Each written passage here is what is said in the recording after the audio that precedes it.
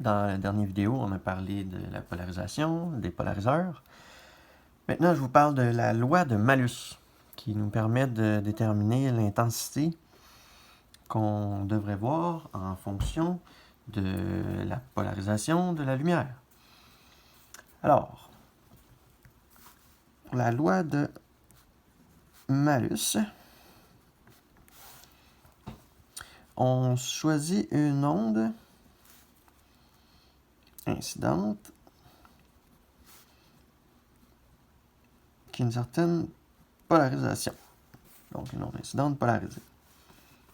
On dessine la polarisation. Imaginons qu'elle fait un angle d'environ 30 degrés, okay, avec l'horizontale. Ici, on a X. Ici, on a Y.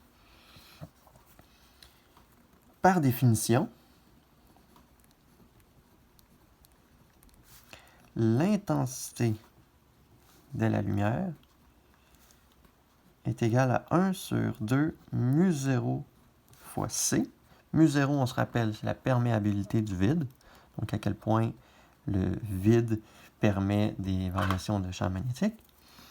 Ensuite, C, c'est la vitesse de la lumière. Et il nous reste un facteur qui est, comme pour les ondes sonores, l'intensité sonore était proportionnelle au carré de l'amplitude de la variation de pression. Ici, exactement le même concept parce qu'on a encore affaire à des ondes. Alors, c'est le carré de l'amplitude. Et l'amplitude, c'est quoi?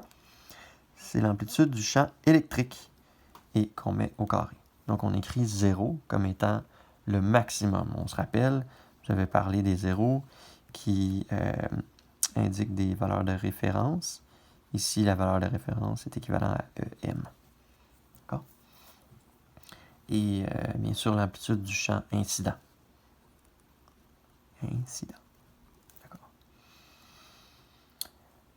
Alors, quand on a un polariseur, on s'attend à ce que ce ne soit pas toute la lumière qui passe au travers. Vous êtes d'accord? Donc, on a cette polarisation-là qui rentre dans notre polariseur. Et je dessine comme ça maintenant. Et ce qu'on peut dire, c'est que le champ E vertical est égal à E0 cos de l'angle. Et l'angle, on se rappelle, c'est l'angle de la polarisation.